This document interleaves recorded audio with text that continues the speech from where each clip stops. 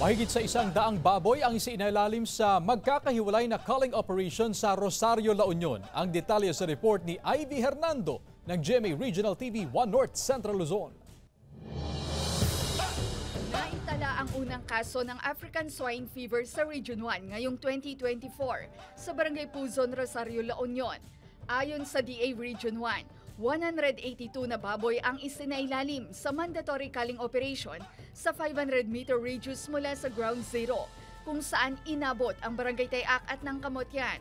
15 hog grazers ang apektado.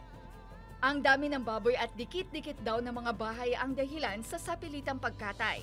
Ang isang issue kasi natin dyan kung nag-selective culling tayo, bakit itong mga healthy pa na mga baboy na nakikita natin na walang symptoms were ejected, baka ilabas nila sa area. Kaya yun pa yung isang source ng infection sa other barangay or other municipalities. Kaya bilang paghihigpit para hindi na kumalat ang ASF, mga marketable size at malusog na baboy na sertipikado ng barangay na nagmula sa labas ng 500-meter radius ang tanging pwedeng katayin sa slaughterhouse ng LGU at maaaring i-consume. Sa datos naman ng National ASF Prevention and Control Program, nananatiling apektado ng African Swine Fever ang mga alagang baboy sa 29 na bayan at syudad sa Rehiyon 1.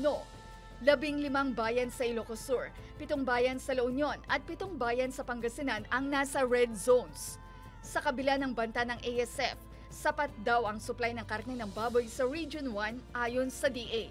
Mula sa GMA Regional TV 1 North Central Luzon, Ivy Hernando, nagbabalita para sa GMA Integrated News.